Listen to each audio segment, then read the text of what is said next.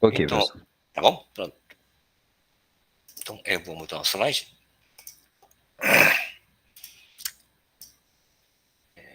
Pronto, compartilhar.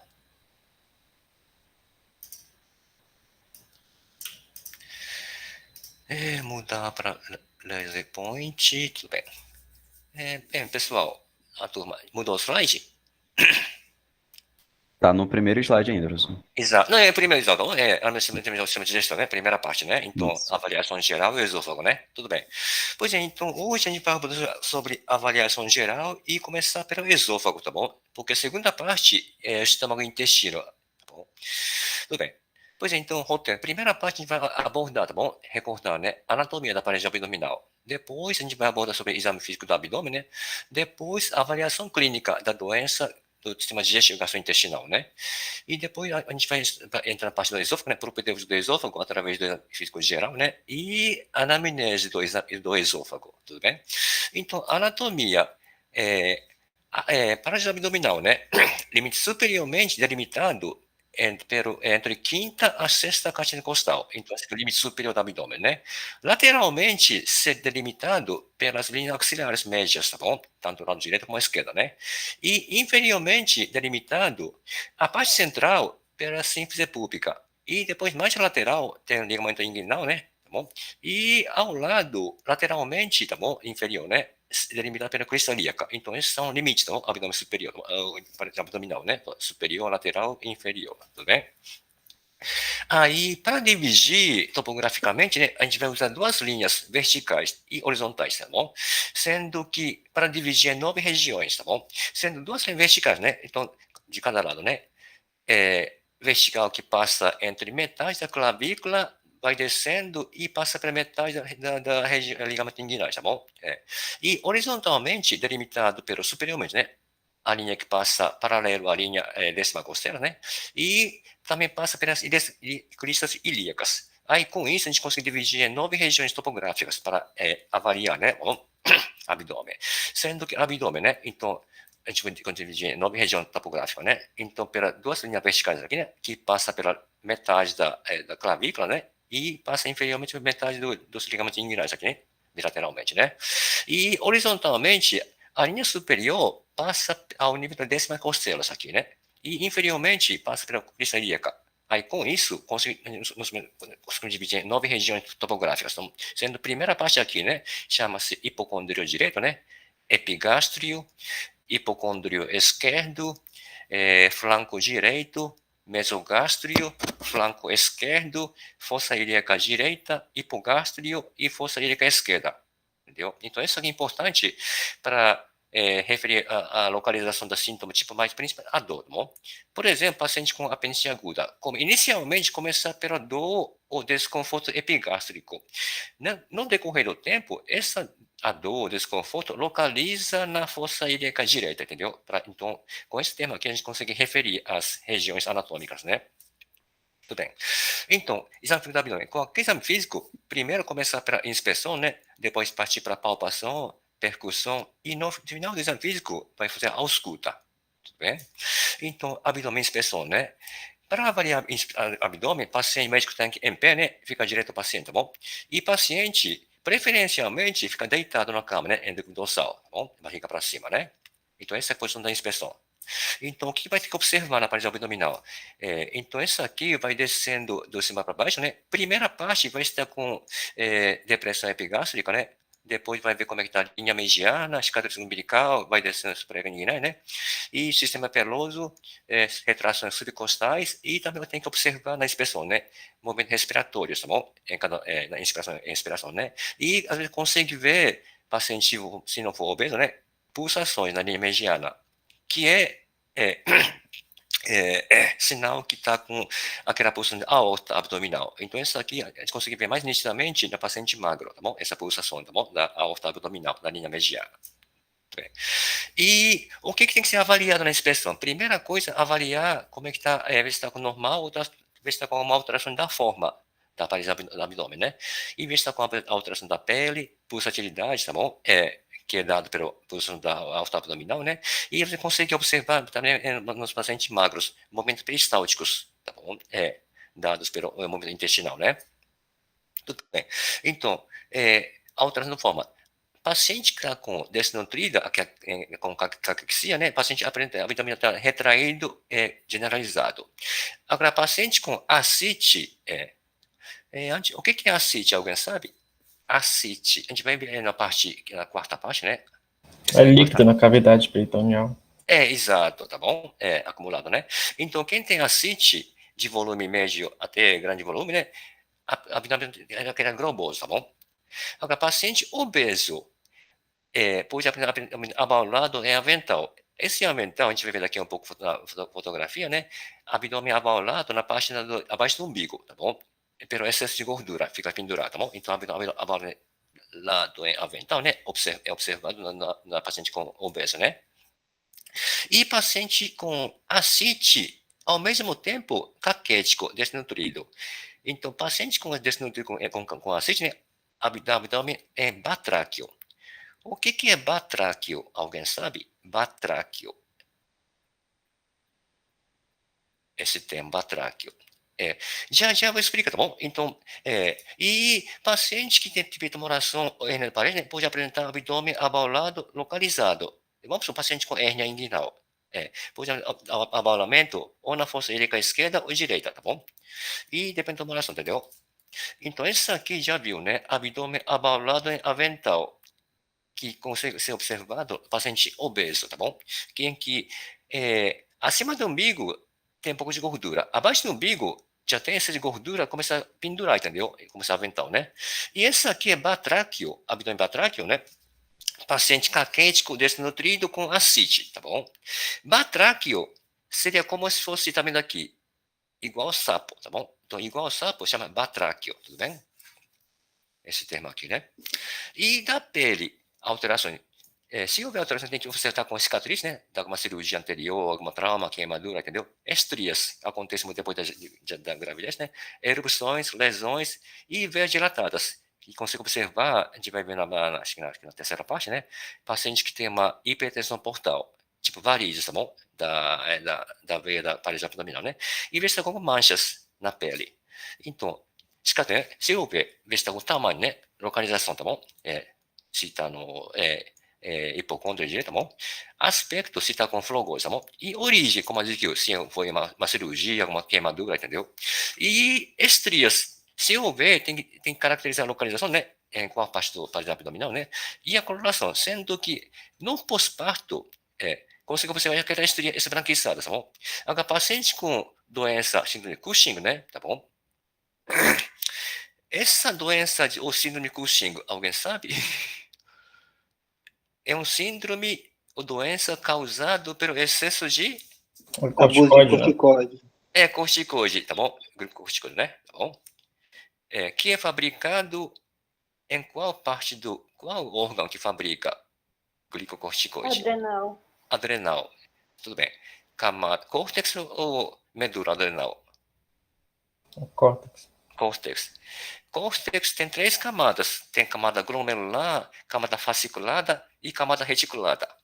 Qual camada que produz glicocorticoide?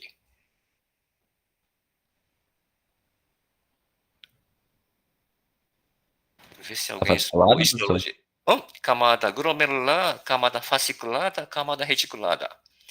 Sendo que camada glomerular, glomérulo. Aldosterona, né? Exato. Camada glomerular produz aldosterona, que é mineralocorticoide.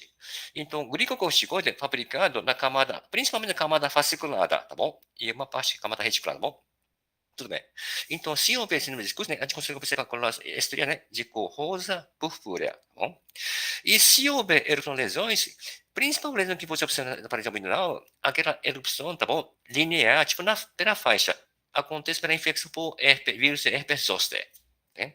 Então, essa aqui é uma estresse, né? Apenas pós-parto aqui, vocês já viram, né? Tá bom? Agora, se fosse rosa purpúrea, é causado pela doença ou síndrome de Cushing.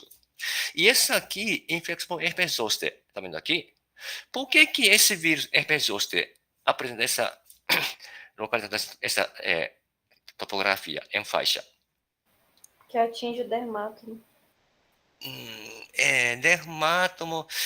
Mais pessoas da camada, pessoal. Aí Vai escorrendo. Camada. Não, porque que geralmente a erupção, né, começa aqui no dorso e vai irradiando aqui, disseminando, né, até chegar na linha mediana aqui. Isso porque esse vírus do herpes zoster, ele vai infiltrar pelo trajeto nervoso, tá bom? Por isso, tá bom? Não é dermato, mas por isso que, se te atingir, mas que vai intercostar aqui, né? Vamos lá, aqui deve ser, aqui é quarta, né? Deve ser aqui, sétima, oitava ou nona, nervo intercostal. Começa daqui e vai propagando de acordo com pelo sentido do nervo intercostal, tá bom? Que chega até aqui, né? Por isso, tá bom? Então, aprenda essa faixa aqui, tá bom? Uma erupção, tá bom? E com uma bolha aqui, né? Erupção eritematoboliosa aqui, né? Tudo bem. E já falei, tá bom? Tá bom? Se houver, seria uma cirurgia colateral causada pela uma hipertensão portal, que é causada pela doença do fígado, uma doença irreversível. Acontece ou pelo excesso de álcool ou hepatite viral, cirrose hepática, exato, tá bom? E se houver mancha, tem que ver a coloração, né? Se é mancha escura, se é mancha rosa, tamanho. E ver se está considerando irritação na pele pela mancha, né? E tem que ver a origem. Pode ser fisiológica ou patológica. Fisiológica acontece na gestante, com aquela hiperpigmentação na linha mediana, tá bom? Já viu, né? Tá bom? E patológica, geralmente, quer dizer, pode ser aquela mancha sem ser maligna, mas a maioria das vezes se chama carcinoma da pele, ou melanoma, né? Tá bom? Patológica. Tudo bem. E a pulsatilidade normal, paciente magro, degludosa deitado na cama, né? Na maca, né? A gente observa umbilical da aorta abdominal. Esse é normal, tá bom? Agora, se for patológica, geralmente devido a aneurisma da aorta abdominal, que normalmente é assintomático, ou só vai referir a aquela população, tá bom? Agora, se esse paciente que já tinha pulsação, tá bom? Um aneurisma, de repente começar a ter início do abdominal, hipotensão arterial, massa pulsátil, isso significa que essa aneurisma, ele rompeu, tá bom? Então, se torna aneurisma rota da aorta abdominal, que é uma emergência cirúrgica, tá? Então, se não operar logo, o paciente pode morrer de exsanguinação, né? Tudo bem. Hiperestáltico seria muito da sua intestinal, né? Normal, ainda mais aqui, se paciente magro, né? Que abdômen flácido, né? Consegue observar mais no mesogástrico ou no infoscaria direita, tá bom? Agora, se tiver aumentado peristáltico, observado na inspeção da parede abdominal, né? Isso que a gente está com uma obstrução intestinal mecânica, tá bom? Então, aí aumenta peristaltismo intestinal, né? Para ver se consegue vencer o obstáculo, tá bom? Da intestino que está obstruída, né? Depois da inspeção vai partir para a palpação. Palpação, nós podemos fazer a palpação superficial e palpação profunda da parede abdominal. Superficial é para avaliar, né? Tensão abdominal, sensibilidade da parede, desnível abdominal, temperatura e reflexo cutâneo abdominal, tá bom? Então, tensão abdominal, né? Normalmente é maior no epi ou hipogástrico pela presença de contraste do músculo reto abdominal, tá bom? E também pouco maior tensão, né, na fossa direita, quando está com o seco dilatado. E na criança idoso múltipla, geralmente fica diminuída a tensão abdominal. E atleta, obviamente, fica aumentada, né, pelo desenvolvimento da musculatura, tá bom? Se for atleta, né? E depois vai ter que avaliar a sensibilidade da parede. Sensibilidade, vai ter que avaliar a sensibilidade superficial e sensibilidade profunda. Superficial, tá bom? Como é que avalia? A gente vai usar ou polpa de desgaste, né? Ou a gente pega uma mecha pequena de algodão, tá bom? Ou qualquer papel, tipo papel higiênico, né? Papel macio, tá bom? Agora, se sensibilidade é normal, aquele sensibilidade é tátil, normal, né? Agora, com essa aqui, se tiver aumento de sensibilidade, o paciente pode referir a dor, só de tocar com esse algodão, tá bom? Então, se esse aumento da sensibilidade superficial dado por essa pequena assim, tato assim, né?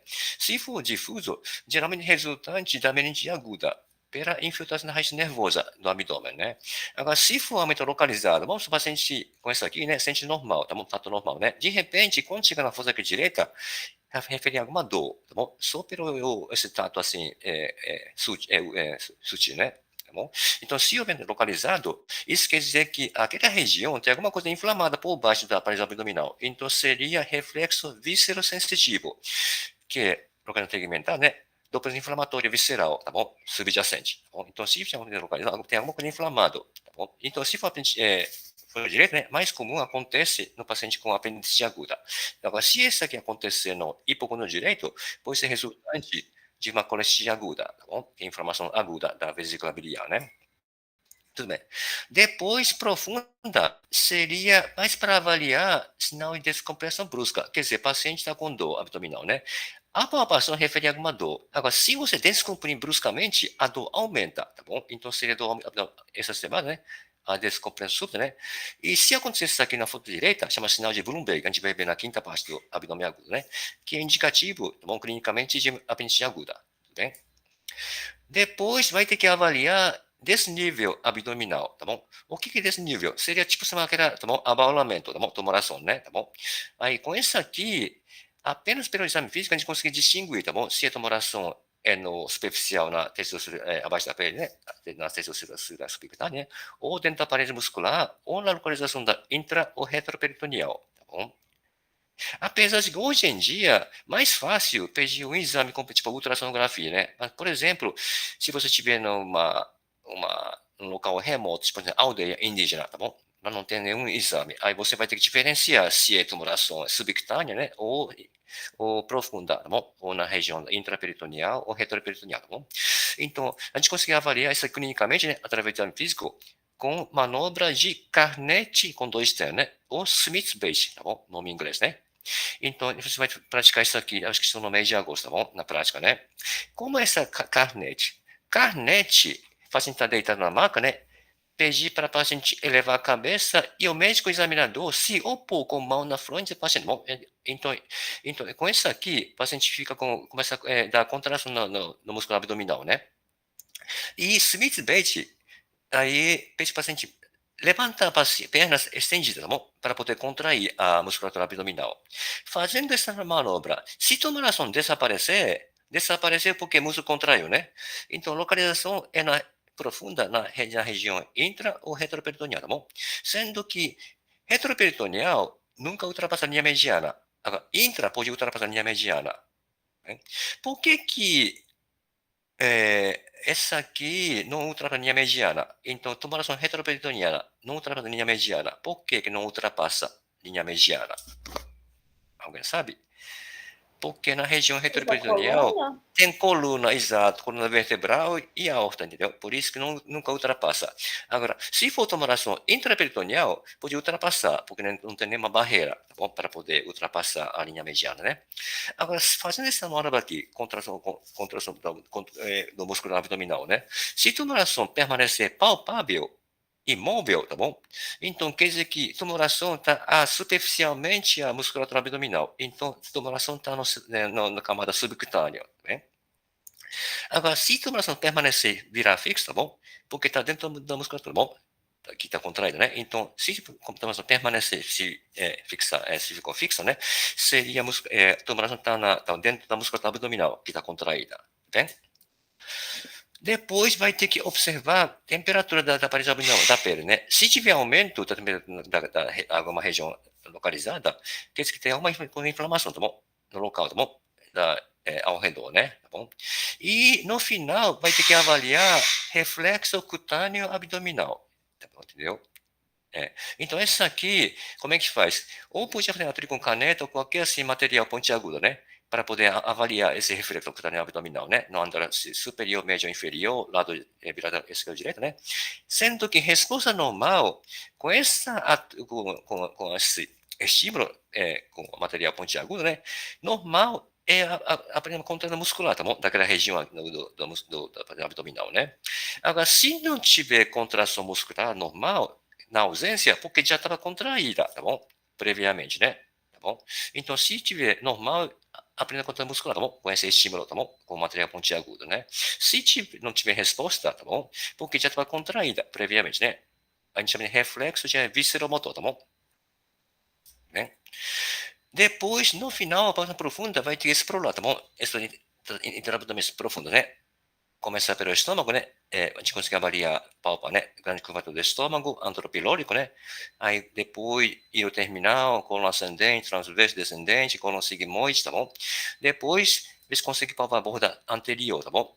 Do fígado, né? Polo inferior rim direito, né? Bexiga, bexiga, né? Alta abdominal, artéria ilíaca, né? E comum, né? E no final, vê se consegue palpar na palpação profunda, né? Músculos psoas, né? Então, para poder avaliar, tá bom? A forma, né? Tá bom? Consistência, limite, mobilidade, né? De cada órgão, né? Fluidos, tá bom? E dor, tá bom? Ver se refere a alguma dor, a palpação profunda. Então, forma não, se é normal e alterada, tá bom? Por exemplo, a gente vai ver na semana que vem, né? Se palpar o seco, como é o formato normal do seco? Formato normal do seco.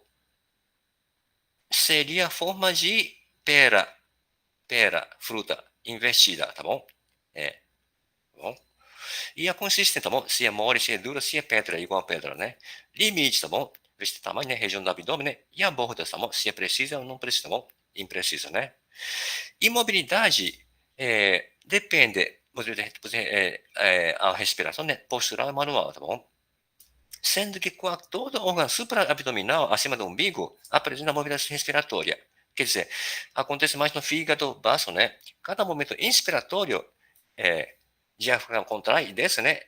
Ele vai abaixar, tá bom? Agora, quando expirar, ele vai subir, tá bom? Porque contrai, relaxamento de diafragma, né? Faz com que haja subida, tá bom? A elevação do abdômen, tá bom? Dos órgãos, né? Então, respeito, tá bom? Acontece mais, né? Tá bom? Órgão próximo do diafragma, supraabdominal, né? Supraumbilical, como eu já falei, mais baixo, fígado, né? Rins, né? E acontece mobilidade, né? Na inspiração, eles vão descer, tá bom? Na expiração, vai subir, tá bom? E postural, depende da postura, tá bom? No rim direito, fica mais palpável, né? É do lateral direito, tá bom? Dentro do lado direito, né? Porque ele vai descer, tá bom? Para o lado direito, né?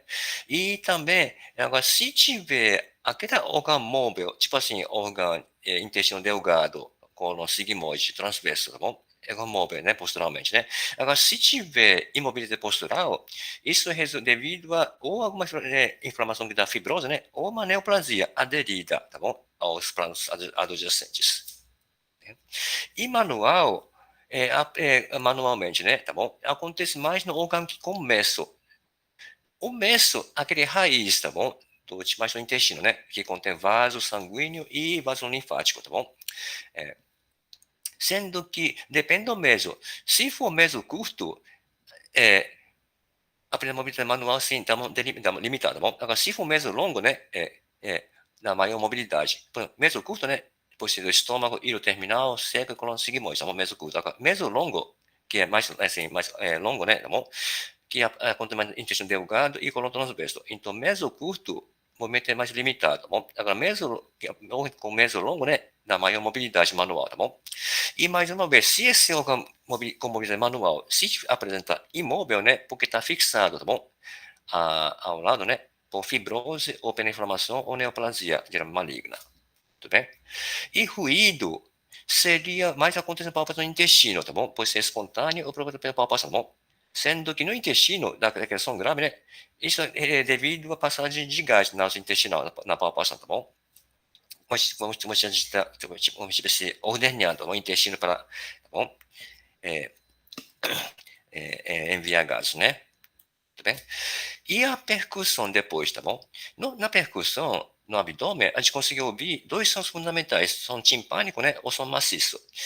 Se a gente percutir víscera oca, tá bom? Tipo assim, com cheio de gás, né, tipo assim, intestino, ou estômago, entendeu? A gente consegue ouvir som timpânico, tá bom? Isso, se for estômago, né, a gente vai ver na semana, bom? Semana no espaço central, né? E se for hipertimpânico, ou tá com pneumoperitônio, quer dizer, aquele gás, tá bom, que vazou, tá bom?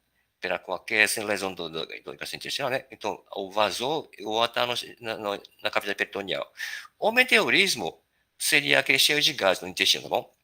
Então, se tiver meteorismo ou pneumoperitônio, dá uma hipertimpânico, a percussão da parede abdominal, né? E se for maciço, a gente consegue ouvir som maciço ao percutir víscera sólida, tipo assim, rim, baço, entendeu? Fígado, né? Ou se percutir cisto, ou tumores, tá bom? Tumor sólido, né? Cisto, tá conteúdo, né? E também ascite, tá bom? Paciente com ascite, se a gente percutir a parede abdominal, consegue ouvir som maciço, tá bom? sendo normalmente abdômen da timpanismo, a percussão, devido à presença de gás intestinal. Tudo bem? E no final, na ausculta, a gente vai ter que avaliar mostra intestinal, né? Tá bom? Na ausculta, tá bom? E doença vascular de outras causas. Então, mostra intestinal, né? Tá bom? Seria dado pelo ruído intestinal, não pelo estado intestinal, né? Então, normalmente, a gente consegue aquele clique em borbulhamento. A gente chama de ruídos hidroaéreo. Sendo que frequência normal estimada de 5 a 34 ruídos por minuto, aquele borbulhamento, né? E para ouvir, basta ser apenas um ponto, tá bom? Se ouvir, não é? Agora, se esse ruído normal tivesse aumentado a frequência de acima de 35, né? Se tiver aumentado, ou está com uma diarreia, né?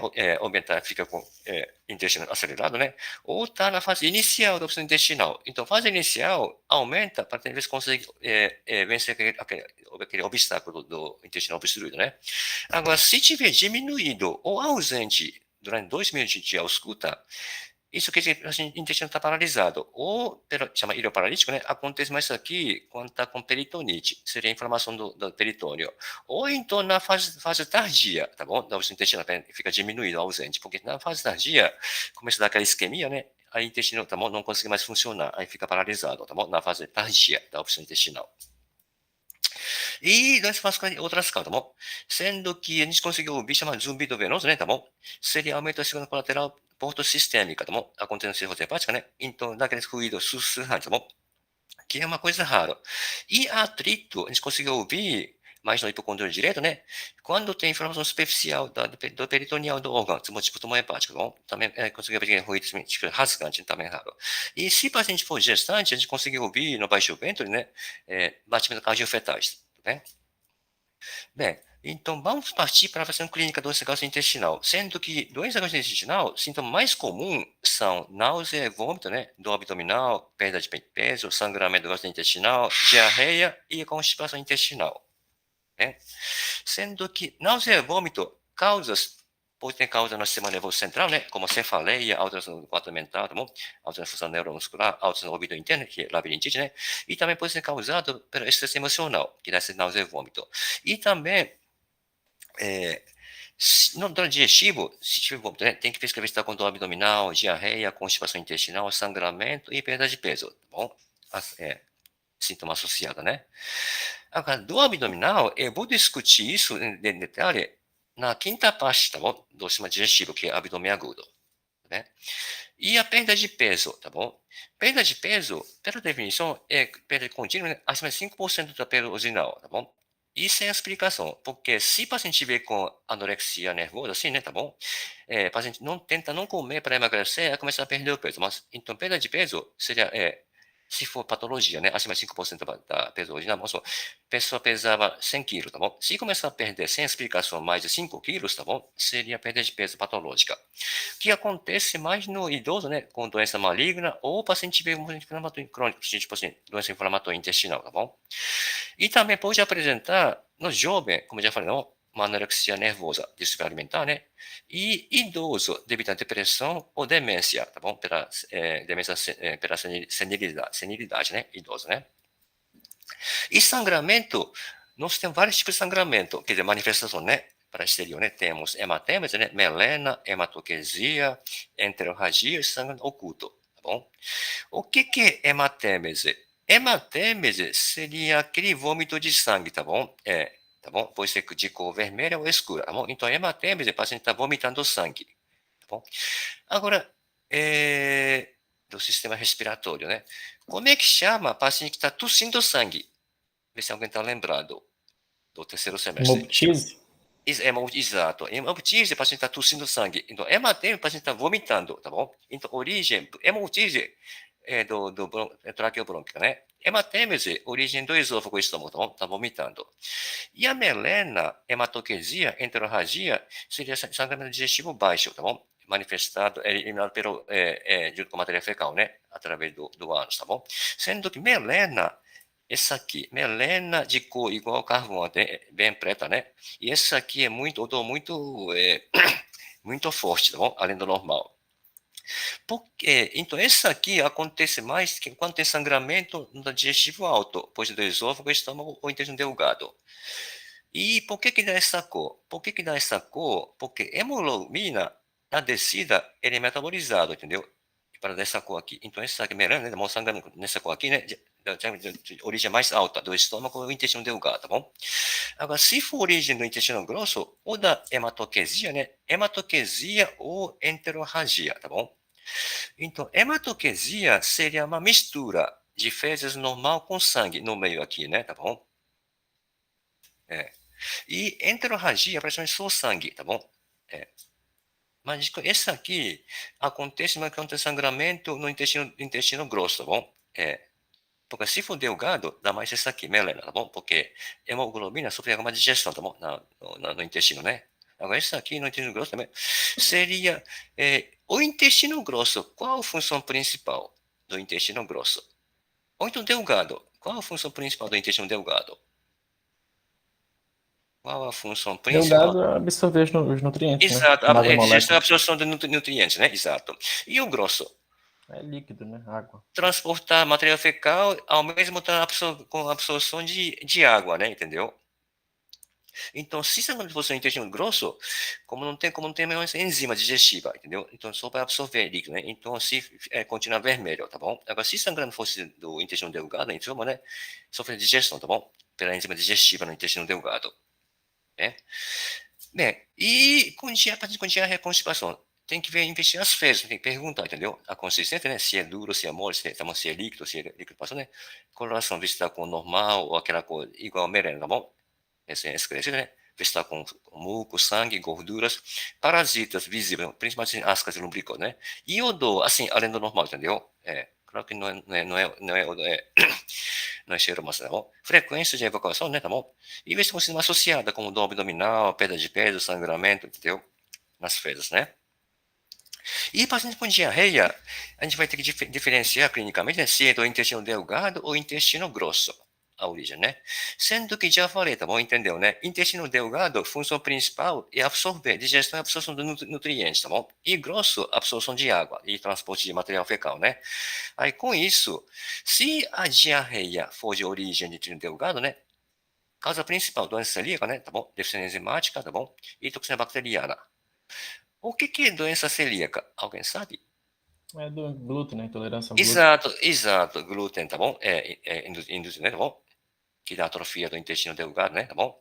Aí, com isso, pela atrofia, começa a diminuir a absorção do nutriente, tá bom? Então, volume fica aumentado, tá bom? Fezes consistência pastosa, tá bom? Não é líquida. É pastosa porque o grosso está normal, então ainda consegue absorver líquido. E com restos alimentares, é porque a absorção fica prejudicada, né? E no delgado, raramente com muco e sangue. E desnutrição frequente, é porque a absorção fica prejudicada dos nutrientes, né? E do delgado, raramente com tenesmo, urina fecal e também não alivia a dor abdominal com defecação, tá bom? Agora, se for do grosso, em que a água não é absorvida, tá bom? Então, causa principal, né? Seria doença inflamatória intestinal, como doença de Crohn, né? Retocolite ulcerativa inespecífica, né? Colite isquêmica, né? Acontecimento idoso, né? Então, como é intestino grosso, a função principal é a absorção de água, né? Líquido, né? Fezes se torna líquida, tá bom? Porque a água não é absorvida, tá bom?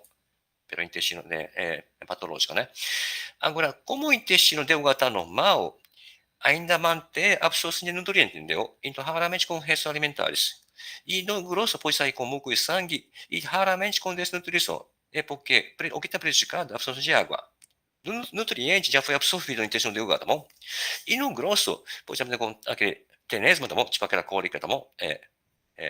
Ou então aquela cólica com urina fecal, né? E também, se for grosso, a dor abdominal, cólica intestinal, alivia com a evacuação. Cada vez que evacua, alivia. Depois volta, tá bom? Então, entendeu como é? Por causa da função principal, tá bom? Então, tinha um delgado, né? Absorção de nutrientes. Grosso, absorção de água. Por isso dá sintoma, tá bom? Diarreia líquida, tá bom? Geralmente não tá, paciente tá bem nutrida, tá bem? Agora, só para terminar, vamos partir mais do esôfago, tá bom? Sendo que o esôfago, como fica no mediastino, tá bom? No médio, né? Ao exame físico, é um órgão inacessível diretamente, tá bom? Então, exame físico geral, tá bom? é importante para você fazer um dado clínico, tá bom? Importante de algumas doenças esofágicas, tá bom? Como estado nutricional, né? Alteração da pele, hipertrofia da glândula salivarótica, né? Salivar, né? E rouquidão, tá bom? Então, nutricional, né? Se estiver comprometido, isso quer dizer que está com alguma alteração de disfagia, né? Dificuldade de tá bom? Deglutição, né? Ou regurgitação, tá bom? Alimento vai e volta, tá bom? Isso acontece quando está com megaesôfago ou câncer do esôfago, tá bom? Agora, a alteração da pele acontece mais no fenômeno quando tem fase renal, tá bom? Com disfagia pirosa. Acontece muito quando tem uma esclerodermia, né? Então, parótise salivar, né? Tá bom? Isso acontece quando tem, chama reflexo esôfago salivar de Roger, tá bom? Então, isso acontece com qualquer pessoa obstrutivo do esôfago, como megaesôfago chagásico, né? Ou megaesôfago obstrutivo, tá bom? E rouquidão, muitas vezes associada àquela pirose, tá bom? O que é pirose, alguém sabe? Azia e É pirose. azia, né? Queimação. Exato, só que a azia é no epigastro, no estômago. Quando a azia começa a subir, chama pirose, tá bom? Processo de subida de ácido, né? Então, essa pirose chega na garganta, né? E pode começar a irritar as cordas vocais, tá bom? Aí, com isso, dá essa rouquidão, tá bom? Isso acontece quem tem doença do refluxo gastroesofágico, tá bem? Então, o esôfago, tá bom? Importante saber o que é o termo técnico da anamnese, né? O que é disfasia, pirose, odinofagia, regurgitação e cialorreia. Então, disfasia é essa dificuldade da deglutição, tá bom? Por separar alimento sólido, né? Pastoso e líquido. Normalmente, pacientes com lesão progressiva, ou seja, tipo câncer do esôfago, né? Inicialmente começa a apresentar disfagia de alimento sólido. Aí, se o processo maligno evoluir mais, né? Depois vai ter dificuldade até pastoso, até líquido, tá bom? Então, é progressivo, né? Tempo de evolução, se for lento, é doença benigna, tá bom? É doença benigna, né? Tá bom? Processo benigno. Se for a evolução rápida, geralmente é processo maligno, tá bom? E também pode ter origem extraesofágica, devido a alguma compressão extrínseca. Acontece muito no bócio, tá bom? Que é o aumento da glândula tireoide, tá bom? Ou então uma adenomagalia, ou então linfonomegalia, tá bom? No mediastino, tá bom? Começa a comprimir assim, de fora para dentro, né? Aí começa a disfagia de origem extraesofágica. Então, o esôfago está normal. Apenas alguma doença subjacente, né? Está comprimindo o esôfago, tá bom? Para poder causar a disfagia, tá bom? Que é dificuldade da deglutição, né? Professor, Diga. Algum problema da musculatura do esôfago pode causar disfagia também? Pode causar, assim, chama acalásia, entendeu? Ah, tá. Ou acalásia, né? Seria acalásia, megaesôfago, né? Seria uma ausência de relaxamento do esfíncter esôfago inferior, tá bom? Aí fica contraída. E também pode causar, chama-se espasmo difuso, tá bom? Então a múscula fica assim, fica tremendo, tá bom? Também pode causar disfasia, tá bom? Certo. Obrigada. Aumenta a alteração da musculatura da parede esofágica, né? Pois então, a causa de disfasia pode ser causa mecânica, né, tá bom? Ou causa miopatia, tá bom? E também acontece na miastenia grave, tá bom? Miastenia grave seria alteração muscular pela presença de anticorpo, tá bom? Na placa neuromuscular, né? Tá bom? Então pode causar miopatia, tá bom? E também, alguém já falou, né? Questão da alteração, tá bom? Da parede, da musculatura da parede esofágica, né? E também pode ser causado do sistema nervoso central, tipo AVC, né? Acidente vascular cerebral, ou derrame cerebral, né? E também, isso funciona do esôfago, da musculatura, chama megaesôfago chagático, tá bom? Pela ausência de relaxamento do esfíncter esofágico inferior, tá bom? Então, o que é divertículo Zenke? Divertículo Zenke seria essa aqui, tá bom? Seria um divertículo, tá bom? Aqui na orofaringe, na cricofaringe, né? Em que parede posterior, a musculatura tá ficando, começando a afinar, entendeu? Aí, com isso, qualquer decluição que aumenta a pressão intraesofágica, né? Começa tipo uma hérnia da mucosa, tá bom? Para posterior, tá bom? Através da música da cricofaringe aqui, né? E dá essa aqui, tá bom? Então, essa aqui é a visão da endoscopia, né? Sendo que essa aqui é o divertículo de Dengue, tá bom? Essa aqui é o esôfago normal, lumen, né? Tá bom? E essa aqui pode causar disfasia, porque o alimento começa, em vez de entrar aqui no esôfago normal descer, né? Começa a acumular aqui no divertículo de Zenke, tá bom? Também pode causar essa disfasia, né? E também pode causar disfasia quem tem essa aqui. Seria neoplasia maligna do esôfago. o câncer, né? Inicialmente, quanto é nesse estágio, seria disfagia apenas alimentos sólidos. Agora, se começar a crescer essa tumor vegetante aqui, né? Começar a fechar essa parte aqui, começar a dificuldade até de alimento pastoso, até no final, até alimento líquido, tá bom? Vai ter dificuldade de descer, tá bom? Disfagia aqui, né? E essa aqui seria mais ou menos benigna no esôfago, tá bom? Só que essa aqui foi causado pela ingestão intencional, né? De soda cáustica, tá bom? Por que a pessoa ingere soda cáustica? Para quê? Para qual finalidade? Para se matar? Pra se matar. matar. É suicídio. Só que geralmente não morre, não. O que acontece depois de aquele pesadelo? Não morre. Apenas soda cáustica, que é alcalino, né? Dá uma queimadura extensa do esôfago até o estômago, entendeu? Vai fechar tudo. Só que não morre, não, tá bom? Vai fechar tudo, não dá para nem alimentar, tá bom? Aí só vai poder alimentar se fizer uma gastrostomia ou então deixar uma sonda aqui, né? Através da sonda, entendeu? Então, toda cáustica, vocês podem engolir, mas não morre não, tá bom? Só vai causar essa estenose benigna do esôfago e estômago, tá bom? Pela queimadura assim, alcalina, né? Aí começa a cicatriz a fechar, tá bem? Bem, e outro sinal de similar disfasia, né? Chama pseudodisfasia, tá bom? Essa aqui acontece muito quem não mastiga direito, tá bom? E tentar alimentar rápido.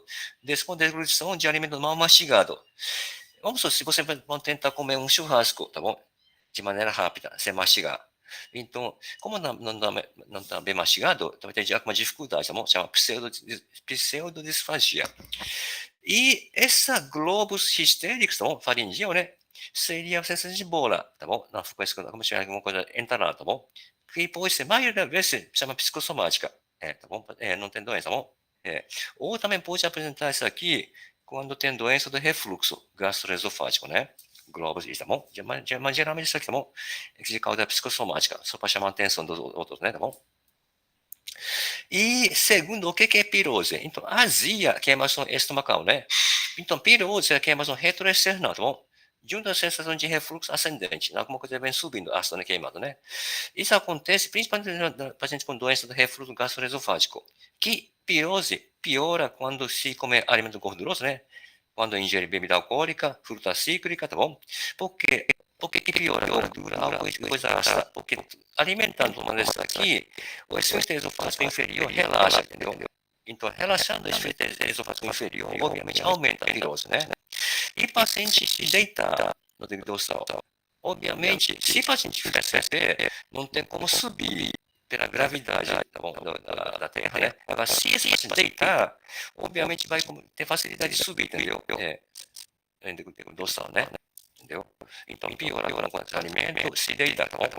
Por isso, o paciente com doença pirose, para diminuir, fica pouco sentado depois da refeição, tá bom? Não pode deitar assim que terminar a refeição. Bom, você não pode aumentar a pirose se deitar logo depois após a refeição, né? Agora, oginoflagia, disfagia, dificuldade de deglução. Oginoflagia seria aquela dor, ou no esôfago, na garganta, ou no esôfago, tá bom? A dor da deglução, de origem alta e baixa. Então, origem alta, se é tipo uma doença, patologia orofaringe, ou no esôfago cervical. E se origem baixa, né? Se aquela dor já é torácica, tá bom? Na transição, tá bom? Alta na doença, patologia, transição esôfago-gástrica, tá bom? Baixa, né? E quarto sintoma seria regurgitação, tá bom? Então, pirose, sensação de queimação subindo, né? Agora, regurgitação, sensação de retorno de alimento, ou secreto tudo de bom? Alto até a boca, sem náusea, tá bom? Começa a voltar, né? Então, isso acontece quem está com divertículo, tem aquele alimento entra no divertículo, de repente começa a voltar até a boca, entendeu? Ou também com o neoplásia do esôfago, tá bom? Pela obstrução, né? Alimento, então isso aqui, né? Alimento chega até aqui, né? Aí não passa e começa a voltar, tá bom? Regurgitação, né? Quando tem obstrução ou benigna ou maligna aqui, né? Tá bom? E também megaesôfago, tá bom? Megaesôfago seria a calásia, né? O esfíncter inferior não consegue relaxar, entendeu? Sempre fica contraído. Aí o alimento não passa, né? Não passa e começa a voltar. E também resultante do refluxo gastroesofágico, tá bom?